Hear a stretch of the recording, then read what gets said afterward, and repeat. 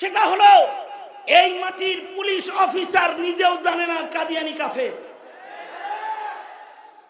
যেই মাটির police officer জানে না কাদিয়ানি কাফের, যেই মাটির ডিসি জানে না নাস্তিকরা অপরাধী, যেই মাটির ওসি ইউনো বুঝে না বিদআতি কি জিনিস, শিরক কি জিনিস, যেই জাতি এগুলো বুঝে না ওই জাতি সাদিয়ানি বুঝবো কেমনি? যারা কাদিয়ানি বুঝে না ওরা সাদিয়ানি কিভাবে বুঝবে? কাদিয়ানি বুঝা হলো সোজা, সাদিয়ানি বুঝা হলো খুব বাঁকা। কারণ সাদিয়ানি আজকের মাহফিলেও এখানে বসা আছে, এখানে বসা আছে, তাকে চেনা যায় না ওটা সাদিয়ানি। যারা কাদিয়ানি চিনে না, নাস্তিক মুরতাদ চিনে না, তারা সাদিয়ানি কিভাবে চিনবে? সুতরাং এই জাতিকে কাদিয়ানি, সাদিয়ানি, নাস্তিক, মুরতাদ, বেঈমান চিনাইতে শুধুই মাত্র গর্জন আর মাহফিল যথেষ্ট নয়। এইটা চিনাইবার জন্য 17 কোটি মুসলমানের মাটির স্কুল, কলেজ, ইউনিভার্সিটির ভেতরে দ্বীনিয়াতকে প্রবেশ করাইতে হবে, নবী চিনানোর ইলম প্রবেশ করাইতে হবে, ওয়াহদানিয়ত চিনানোর ইলম প্রবেশ করাইতে হবে। ইত্তেফাকুল উলামা শুধু নয়, বাংলাদেশে যেখানে যাই সেখানেই বলি, মুরব্বীরা এখন ডাক দেন, এখন আবার শিক্ষা কমিশন সুন্দর করে গঠন করে 17 কোটি মুসলমানকে ঈমান শিখানোর সময় এসেছে। হয়তো তোমরা সিলেবাসের ভেতরে এই গোমাতা আর ট্রান্সজেন্ডার আর কি বলে এটাকে ডারউইন যেগুলো ঢুকায় রেখে গেছে, এগুলোকে বাদ দিয়ে হয়তো দ্বীনিয়াত এর ভেতরে প্রবেশ করাবে, অন্যথায় এ জাতি শিক্ষা মন্ত্রণালয়ের দিকে মার্চ করবে। কারণ জাতিকে ঈমানের ব্যাপারে মূর্খ করে গড়ে তোলা হয়েছে। সংসদে বসে জাতির প্রতিনিধিত্ব যারা করে তারাও কাদিয়ানি সম্পর্কে জানে না, তারা নাস্তিক মুরতাদ সম্পর্কে জানে না। কারণ ঈমান কোন পথে চলে যায়, ঈমান কেমনে হিফাজত হয়, এটা প্রজন্মের মুসলমানরা এখন বুঝে না। শুধু মামুনুল হক গর্জন দিল, আর একটা তকবীর মাল্লা, জুনায়েদ আল হাবিব গর্জন দিল, আর একটা তকবীর মাল্লা, তাতে হবে না। রক্ত ছাড়া এই পৃথিবীতে কিছুই হয় নাই, রক্ত দেওয়া ছাড়া কিছু হয় নাই। হ্যাঁ, বাংলার মাটিতেও রক্ত লাগবে, সবকিছুকে ঠিক করার জন্য জীবন দিতে হবে, জীবন দিতে হবে। আর এই রক্তের উপরেই নির্ভর করে চতুর্পাশে ভারতের যে মহড়া রয়েছে, এ মহড়া ভেঙে যদি দিল্লির লাল কেল্লায় কালেমার পতাকা উড়াতে চাও, তাহলে বাংলাদেশকে খিলাফত আলা মিনহাজিন নবুওয়া প্রতিষ্ঠার ময়দানে ঝাঁপায় পড়তে হবে। সুতরাং হে জাতি, তোমাদেরকে বলবো, শুধুই মাত্র মিম্বার, মেহরাব আর আলোচনার মঞ্চ নয়, যে কোনো কুরবানির জন্য তৈয়ারি হও। রাজি আছো তো? ইনশাআল্লাহ রাজি তো?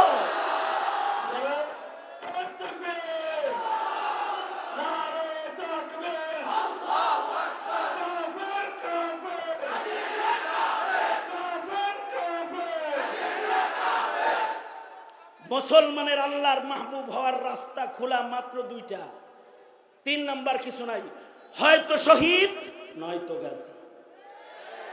এই জোরে বলেন হয়তো শহীদ, জোরে বলেন হয়তো শহীদ। বিড়ালের বাচ্চা হয়ে বেঁচে থাকার কোন রাস্তা নাই মুসলমানের, হয়তো শহীদ নয়তো গাজী, এছাড়া আর কোন রাস্তা খুলে নাই। যদি বেঁচে থাকতেই হয়, শাহাদাতের রক্তের নজরানার উপরে গাজীর পতাকা কাঁধে করে বেঁচে থাকতে হবে, এমন বেঁচে থাকার কোনো অধিকার নাই।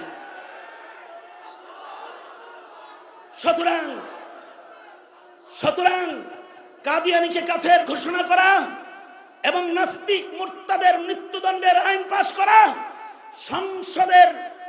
সংসদে উলামায়ে দ্বীন তথা দ্বীনের আধিক্যকে প্রতিষ্ঠা করা, খেলাফত আলা মিনহাজিন নবুওয়াকে জমিনে বাস্তবায়ন করা, মুসলমানের শিক্ষা সিলেবাসকে ঈমানের শিক্ষা সিলেবাস করা, সংবিধানকে সম্পাদনা করে 17 কোটি মুসলমানের সংবিধান করা, এই সকল বিষয়ে যদি কোন ডাক আলেমরা দেয়, সবাই ময়দানে ঝাঁপায়া পড়তে রাজি ইনশাআল্লাহ।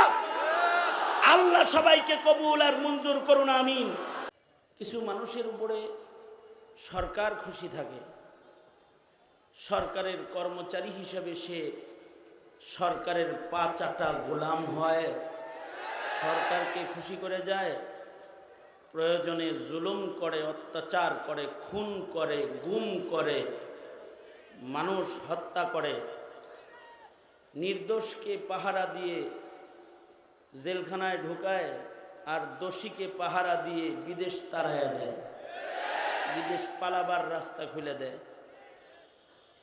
নির্দোষকে হয়রানি করে, তারা দেখে শুনে রাখে সরকারের খুশি করার জন্য, আর দোষীকে নিরাপত্তা দিয়ে বিদেশ পাঠায়া দেয়, তাও সরকারের খুশি করার জন্য। এতে তার যা করণীয় সব করে।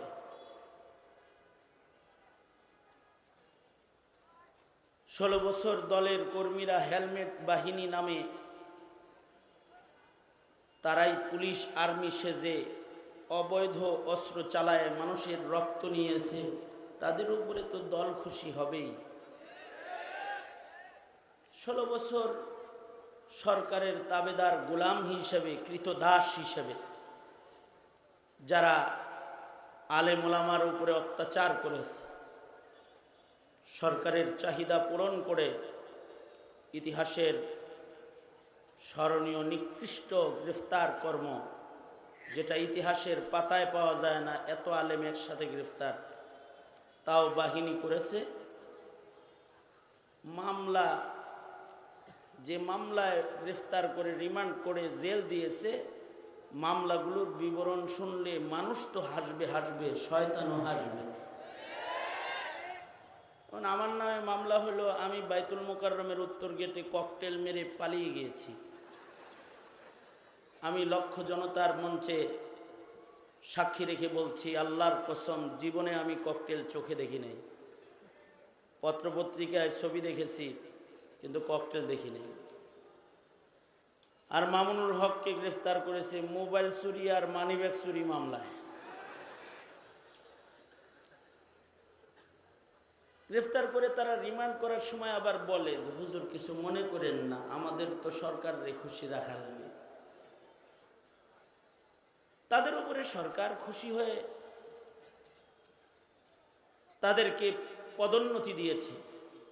কাউকে পুলিশ প্রধান, কাউকে ডিবি প্রধান, কাউকে র্যাব প্রধান পদ তারা পেয়েছে সরকারের গোলামি করে। কিছু মানুষের উপরে ভারত খুশি, দাদা খুশি, যেমন শেখ হাসিনা, তার উপরে সবাই নারাজ থাকলেও মোদি নারাজ না, খুশি। কেউ জায়গা না দিলেও মোদির ঘরে জায়গা আছে, কারণ মোদি খুশি। কোন দেশে তার বসবাসের জায়গা না হলেও ভারতে বসবাসের জায়গা আছে, কারণ তার উপরে ভারত খুশি। অবশ্য গোটা দেশ নারাজ, গোটা দেশ নারাজ বিধায়ী মাটি দিয়ে হেঁটে যাওয়ার সুযোগ পায় নাই, উড়াল দিয়ে চলে পালিয়ে গেছে। কারণ কোনো মানুষের নজরে পড়লে, কিছু সাথে না থাকলে থুথু মারার সম্ভাবনা আছে।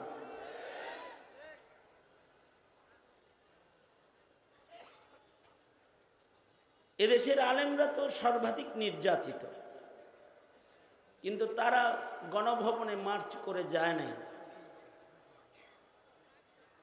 72 সাল থেকে আমাদেরকে রাজাকার বলে, টুপি আর দাড়ি, পাঞ্জাবি, এরা সব রাজাকার। কওমি মাদ্রাসার ছাত্র আলেম ওলামা রাজাকার বলে তাদের গালি দেয়, রাজাকারের বাচ্চা বলে। কিন্তু আলেমদের ধৈর্য বেশি, তারা গালির জবাবে পাল্টা গালিও দেয় নাই, দাওয়াও দেয় নাই। কিন্তু বৈষম্য বিরোধী ছাত্র আন্দোলনের ছেলেদেরকে যখন রাজাকারের বাচ্চা বলেছে, তখন ওরা গোটা দেশ থেকে গণভবনমুখী মার্চ করেছে আর বলছে তুই রাজাকার। রাজাকার আমরা না, তুই রাজাকার। এমন ধাওয়া দিছে, চতুর্দিক থেকে এমন ভাবে আটকাইছে যে সামান্য জায়গাও গাড়িতে চড়ে যাওয়ার মতো সুযোগ শেখ হাসিনার ছিল না, কারণ চতুর্দিকে ছাত্রদের বেষ্টনী ছিল। শেষ বেলায় উড়ে চলে গেছে, দুঃখজনক বিষয়, খানাটাও খেয়ে যেতে পারে নাই। কত কিছু রান্না করেছে, এগুলো সব ছাত্ররা খাইছে। পুকুরের মাছগুলো তুলে নিয়ে গেছে, হাঁসগুলো ধরে নিয়ে গেছে, এমনকি জানালার পর্দাও খুলে নিয়ে গেছে। সরু সামান যে যা নিতে পারছে গনিমতের মাল লয়ে গেছে। হাসিনার বিছানায় শুয়ে জুতা পায়ে সেলফি তুলে জালেম তাড়ানোর আনন্দ আর উল্লাস তারা প্রকাশ করেছে। গণভবন দেখলে বড় করুণা লাগে। গণভবনের চতুর্দিকে ডবল গাঁথনির ইট নাই, ছাত্ররা খুলে ফেলেছে। বুবুর তো অনেক জেদ, বুবু অনেক জেদি, প্রতিশোধী। জেদ করে যদি ওই দিন একটু সাহস করে বসে থাকতো, তাইলে যে কি দেখা যেত আল্লাহ জানে ভালো। তবে আমার মনে হয় বুবু যদি বসে থাকতো ওখানে, তাহলে ডবল গাঁথনির ইট যেমন গণভবনের চতুর্দিকে নাই, খুলে ফেলেছে, ছাত্ররা হাসিনাকে বেললে গায়ের চামড়া খুলে ফেলতে, চামড়া খুলে দিত। কিন্তু উনি বুদ্ধি করে চলে গেছে, যেখানে থাকা যায় সেখানে চলে গেছে। তিনি যাকে খুশি করতে পেরেছে তার কাছে চলে গেছে। মুমিনের যাওয়ার জায়গা তো ভারত না, মুদির ঘর না। মুমিনের যাওয়ার জায়গা আল্লাহর ঘর, জান্নাতুল ফিরদাউস। তবে কিছু মুমিন আল্লাহর কাছে যাওয়ার জন্য তারা আল্লাহকে খুশি করে। কিছু মুমিনের উপরে আল্লাহ তাআলা খুশি। যাদের উপরে আল্লাহ খুশি এরাই সফল। পৃথিবীর সকলকে খুশি করেও যদি আল্লাহ নারাজ হয়ে যায় তাহলে জিন্দেগি বিফল। আর আল্লাহ যদি খুশি হয়ে যায় তাহলে বান্দা সফল। আল্লাহ তাআলা খুশি কাদের উপরে হয়? আল্লাহ তাআলা ঈমানদারদের উপরে খুশি। যারা ঈমানদার তাদের উপরে আল্লাহ তাআলা খুশি, আল্লাহ তাদের ভালোবাসেন। ওয়াল্লাহু ওয়ালিয়ুল্লাযীনা আমানু। জমিনের সব মানুষের উপরে আল্লাহ খুশি নন। যার অনেক টাকা তার উপরে আল্লাহ খুশি নন। যার অনেক সুন্দর চেহারা তার উপরে আল্লাহ খুশি নন। আল্লাহ তাআলা খুশি যার ঈমান আছে তার উপরে। ফকির হইল ঈমানদার তার উপরে আল্লাহ খুশি। দেখতে অসুন্দর হলেও লোকটা ঈমানদার। ঈমানদারের অভিভাবক কে? জোরে আওয়াজ করে বলে। ঈমানদারের উপরে আল্লাহ তাআলা খুশি। একজন ঈমানদার যতক্ষণ জমিনে থাকবে ততক্ষণ লা তাকুমুস সাআহ, কিয়ামত হবে না। আর সর্বকনিষ্ঠ ঈমানদারকেও আল্লাহ তাআলা ভালোবাসেন। একেবারে এই উম্মতের সর্বকনিষ্ঠ ঈমানদারকে আল্লাহ তাআলা এমন পৃথিবীর 10 পৃথিবীর সমান জান্নাত দান করবে।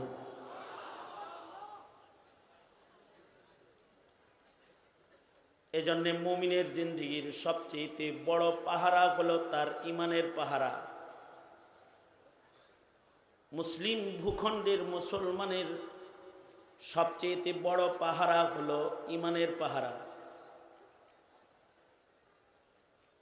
মাল দৌলতের পাহারা, ডিজিটাল ক্যামেরা, নিরাপত্তা বেষ্টনী মুমিনের আসল সম্পদের পাহারাদার না। মুমিনের আসল পাহারা হলো তার দৌলতে ঈমানের পাহারা। কারণ ঈমানের দৌলত নিয়ে যদি কেউ কবরে যায় তাহলে সে সফল হয়ে যায়। বাহিনীর দ্বারাই দেশের পাহারা হয়, গণভবনের পাহারা হয়, অফিস আদালতের পাহারা হয়, কিন্তু ঈমানের পাহারা যেটা, এটা রিজালুল্লাহ, আল্লাহর নির্বাচিত দল দিয়ে ঈমানের পাহারাদারি করতে হয়। এ কারণেই মুসলমানের মাটিতে যখনই ঈমানের উপরে আঘাত হয় তো পাহারাদাররা পাহারা দিতে রাজপথে বেরিয়ে যায়। এই পাহারাটা যারা বুঝে না তারা বলে মোল্লা রাজনীতি করে। খতিব সাহেব যখন মুসল্লিদের ঈমানের পাহারা দেয়, না বুঝা তার জেহালা, তার মূর্খতার কারণে সে বলে খতিব সাহেব রাজনীতি করে। আলেমে দ্বীন জাতির সামনে বসে যখন ঈমানের কথা কয়, সে জাতির ঈমানের পাহারা দেয়। আর বেবুজ মূর্খ যারা, তারা বলে মৌলবী রাজনীতি করে, মৌলবী সরকারের বিপক্ষে কথা বলে। আলেম ওলামারা তো ঈমানের পাহারা দেয়। যুগে যুগে যত আলেম নির্যাতিত হয়েছে, যত আলেমকে জেল খাটতে হয়েছে, যত আলেমকে ফাঁসির রশিতে ঝুলতে হয়েছে, যত আলেম দ্বীনের রক্ত দিতে হয়েছে, সকল আলেমরাই ঈমান আর আমলের পাহারা দিতে গিয়ে তারা নির্যাতনের শিকার হয়েছে। কারণ জাতির ঈমান আমল ঠিক করার জন্য নবী আর আসবে না। আলেমরাই নবীজির রেখে যাওয়া আমানতের পাহারাদার। নবীরা জাতির ঈমান আমল পাহারা দিত, আর নবী আসবে না। কিয়ামত পর্যন্ত নায়েবে নবী আসবে। এইটা এই উম্মতের শান যে এই উম্মতকে আল্লাহ তাআলা নায়েবে নবী দান করেছেন। বাবা আদম থেকে শুরু করে ঈসা আলাইহিস সালাম পর্যন্ত কোন নবীর উম্মতের ভেতরে নায়েবে নবী নাই। কিন্তু আমাদের নবীর উম্মতের মধ্যে কিয়ামত পর্যন্ত নায়েবে নবী আল্লাহ দান করছেন, করবেন। কারণ এটা খাতমে নবুয়তের একটা দলিল। ঈমান আমল ইসরাফিলের বাঁশি পর্যন্ত পাহারা দিতে নবী দরকার হবে না। নায়েবরা কাফন পরে রাজপথে পাহারাদারিতে থাকবে। কোন নবীর জরুরত নাই, নায়েবরাই পাহারাদারি করবে। সেই পাহারাদারি তাবেঈন থেকে শুরু করে আজ পর্যন্ত চলে এসেছে। এবং এই পাহারাদারি করতে গিয়েই আলেমরা জেল খেটেছে। ইমামে আজম আবু হানিফা জেল খেটেছেন, তবে তাবেঈরা জেল খেটেছেন। কি কইরা? আমলের পাহারাদারি কইরা অথবা ঈমানের পাহারাদারি কইরা। ইমাম সারাখসি 11 বছর জেলখানায় ছিলেন। হানাফি মাযহাবের গুরুত্বপূর্ণ উসুলের কিতাবগুলো ইমাম সারাখসির লেখা। এবং আশ্চর্য বিষয় হলো আমাদের আকাবিররা জেলখানার থেকেও আমাদের খেদমত করেছেন। 484 হিজরিতে ওফাত ইমাম সারাখসি। সেই 1100 বছর, 1000 বছর আগের কথা। কি বলে জেলে গেলেন?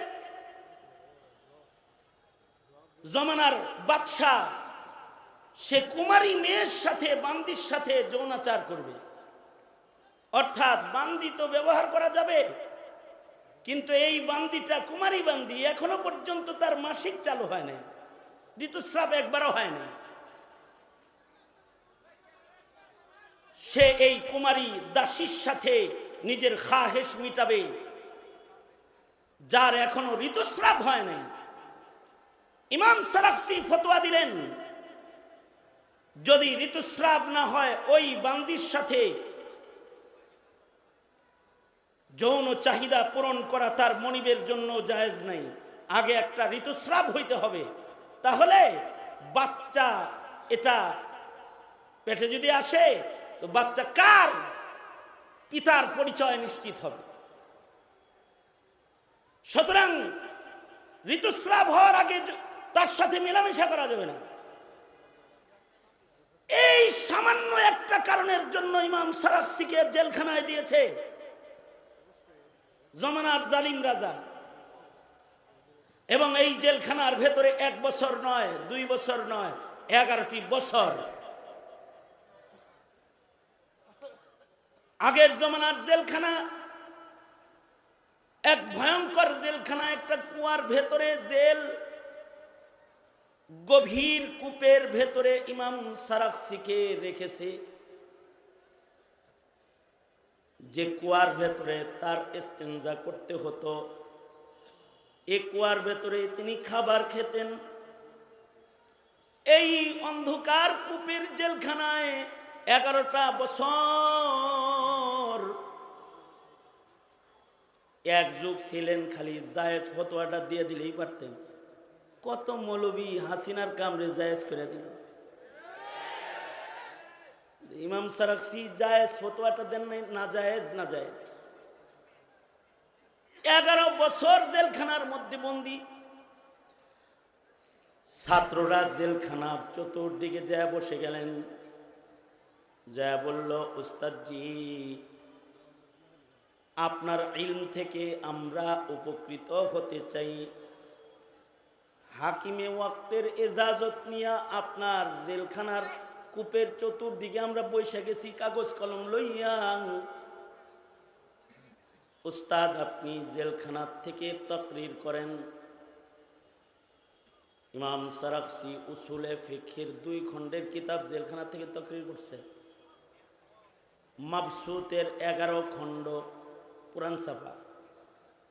জেলখানায় বসে বসে তাকরীর করেছেন, আর ছাত্ররা বসে বসে লিখেছেন। কুওয়াতে হাফিজা আর ইলমের গভীরতা এত যে 11 বছর কিতাবের সাথে, কোরআনের সাথে দেখা নাই। উলাইকা আবাই, ওনারা আমাদের বাপদাদা। জেলখানায় বসে বসে 11 বছর তাকরীর করেছেন। মাবসুত লেখা হয়েছে, নতুন খণ্ড 30 খণ্ডে ছাপা হয়েছে। এ 30 খণ্ডের কিতাবের পূর্ণাঙ্গ তাকরীর কিতাবের মুকাদ্দমায় আছে। উনি বলেন, আমি যে মাসায়েল বলতেছি, আমি এখন কুয়ার ভিতরে আছি। কূপের ভেতরে বসে বসে তাকরীর করেছেন, কিন্তু ওনারা মুখলিসিনদের সরদার। গভীর কূপে বসা তাকরীরকে আল্লাহ তাআলা জমিনের উপরে রেখে দিয়েছেন। আজও আমরা সেই কিতাব থেকে উপকৃত। জেলখানায় বসে বসে লিখতে পারছেন, কিন্তু জমানার ইনহিতাত, আমরা এসি ঘরে বসে পড়তে পারি না। উনি জেলখানায় বসে বসে শাগরেদদেরকে লেখাইছেন, আর কিতাব রচনা হয়েছে। এসি রুমে বসে পড়ার মতো ভাগ্য আমাদের নাই। ফেসবুকের ভেতরে আমরাও রাত কাটাই, সারা রাত কেটে যায়। কিন্তু ওনারা এই জেলখানার ভেতরে বসে ইলমি দ্বীনকে সাপ্লাই দিছেন। ওনাদের এই কুরবানির কারণে আমাদের কাছে উসুলে ফিকহ এসেছে, আমাদের কাছে ইলমে নাহব এসেছে, ইলমুস সারফ এসেছে, ইলমুস সিগা জেলখানায় বসে লেখা কিতাব, যে আমাদের আকাবির জেলখানায় বসে কিতাব রচনা করেছেন।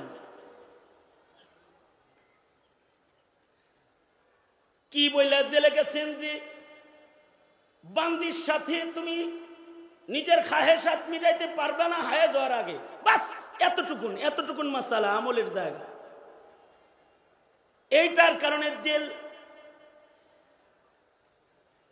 আলেমরা তো এমনই কঠোর, কারণ নবী আসবে না, তারা উম্মতের ছোট্ট একটা হারামকে হালালের পথে যাইতে দিবে না। যেখানে ছোট্ট একটা হালাল আমলকেও হারাম তরিকায় হইতে উম্মত দিবে না, সেইখানে ইহুদির দালাল যারা, তারা মুসলমানের মাটিতে নাস্তিকের চাষাবাদ করতে চায়, কাদিয়ানির চাষাবাদ করতে চায়, ইসলাম মিটায়ে বহুত্ববাদকে জমিনে প্রতিষ্ঠা করতে চায়। মৌলবী চুপ থাকবে কেমনে? তোমরা যারা বুঝো না তারা বুঝবাও না কোনোদিন, মোল্লাই বুঝে, বুঝো না তোমরা। জাতির ঈমান নিয়ে যখন টানা হেঁচড়া করে তখন তুমি চাকরির চিন্তা করো, জাতিকে যখন কাদিয়ানি বানায় তখন পুলিশের পোশাক পরে মুসলমানের দেশের নাগরিক হয়ে তুমি কাদিয়ানির পক্ষে কাজ করো। 22 দিন রিমান্ড ছিল আমার, 22 দিন। 22 দিনের রিমান্ডের ভেতরে এক পুলিশের আজব প্রশ্ন, হুজুর কাদিয়ানিরা কি আসলেই কাফের? হাত তো হ্যান্ডকাপ লাগান না পিছনে, আর সামনে হইলো হকি স্টিকার স্ট্যাম্প লয়ে জিগাইতেছে। মনে মনে বলি যে হাতগুলা যদি খোলা থাকতো রে, তাইলে এখন আগে তোর একটা বক্সিং দিয়ে তোর নাকের বদনাটা খোলায় ফেলাই দিতাম আগে। তুই বলস কাদিয়ানি কি আসলেই কাফের? আমি বললাম হ্যাঁ কাফের। কেন কাফের? এই কারণে কাফের। তারপরে বলে জিনিসটা আর একটু সলিউশন করে চলা যায় না তাদের লগে? কাদিয়ানির লগে সলিউশন করে চলবে?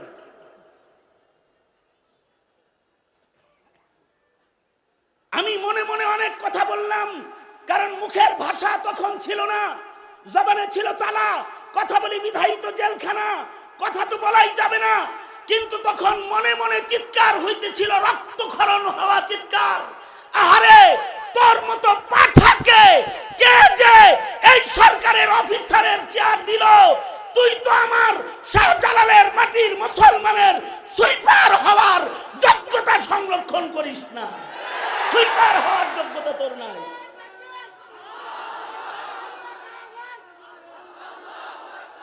যখন এই মাটির পুলিশ অফিসার কাদিয়ানি কাফের এটা জানে না, যখন এই মাটির ওসি ডিসি নাস্তিকের বিচার হওয়া উচিত জানে না, তখন তো নির্যাতন হবেই, তখন তো জেল জুলুম মাথা পেতে নিতেই হবে। প্রয়োজনে ফাঁসির রশিও নেওয়া লাগতে পারে। তবে হে নায়েবে নবীর কাফেলা, তোমাদেরকে বলছি, একটা হালাল কাজকে সুন্নত তরিকার বাইরে না করতে দিয়ে যদি 11 বছর সারাসি জেলে থাকতে পারে, ইমাম ইবনে তাইমিয়ার জানাজা যদি জেলখানা থেকে বের হতে পারে, সকাল বেলায় জানাজা বের হয়েছে, সন্ধ্যা বেলায় দাফন হয়েছে, লক্ষ লক্ষ নারী পুরুষ যদি ইবনে তাইমিয়ার দেহের উপরে, মৃত দেহের উপরে কাপড় ছোঁয়া, সে কাপড় ঘরে রাখাকে নিয়ামত মনে করতে পারে, তাহলে মনে রাখবে যারা ইমানদার তাদের জিন্দেগি এমনই, প্রয়োজনে জেল হবে, প্রয়োজনে ফাঁসি হবে, বাতিলকে বাংলার মাটিতে প্রতিষ্ঠা করতে দেওয়া যাবে না।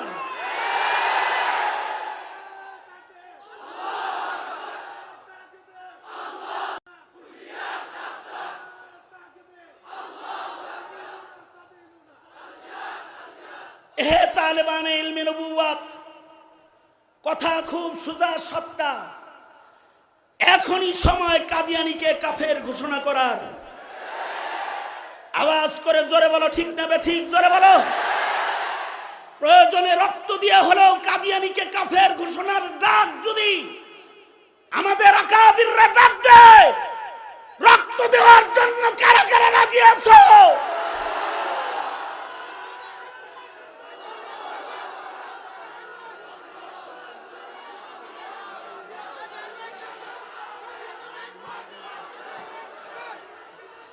দ্বিতীয় আর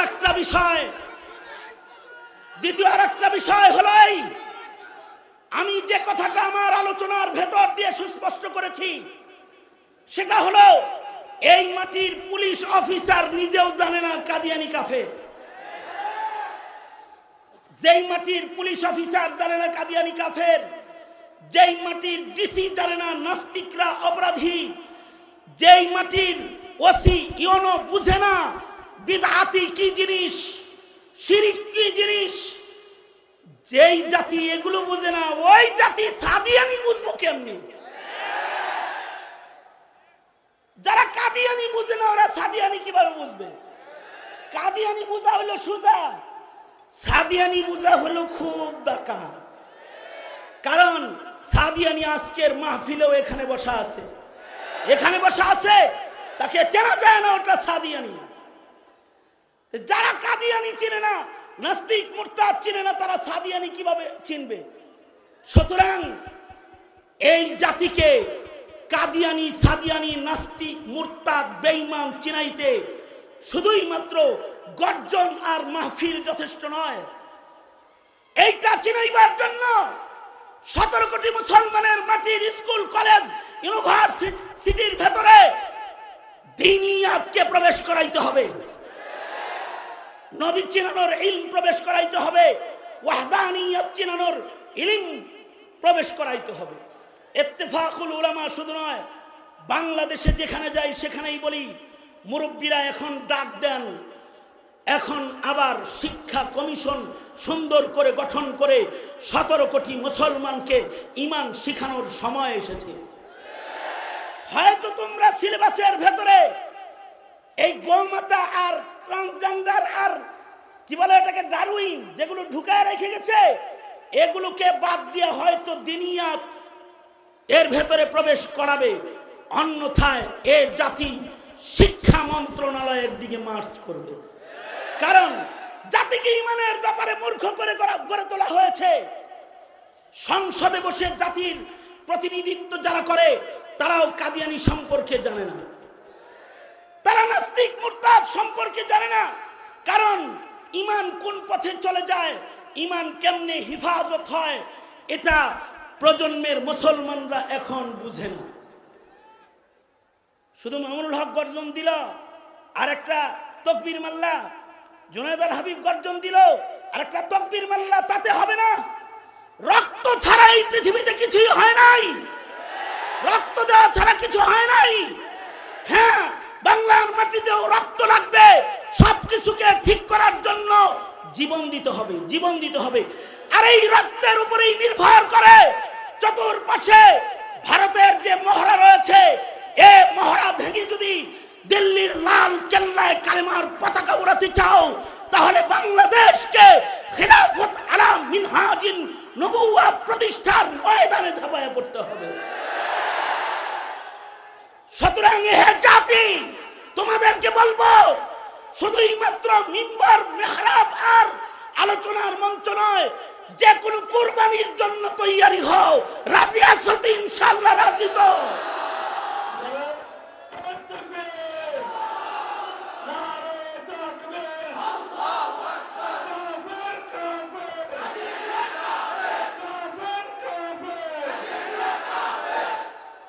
মুসলমানের আল্লাহর মাহবুব হওয়ার রাস্তা খোলা মাত্র 2টা, 3 নাম্বার কিছু নাই, হয়তো শহীদ নয়তো গাজী। এই জোরে বলেন হয়তো শহীদ, জোরে বলেন হয়তো শহীদ। বিড়ালের বাচ্চা হয়ে বেঁচে থাকার কোন রাস্তা নাই মুসলমানের। হয়তো শহীদ নয়তো গাজী। এছাড়া আর কোনো রাস্তা খুলে নাই। যদি বেঁচে থাকতেই হয় শাহাদাতের রক্তের নজরানার উপরে গাজীর পতাকা কাঁধে করে বেঁচে থাকতে হবে, এমন বেঁচে থাকার কোনো অধিকার নাই।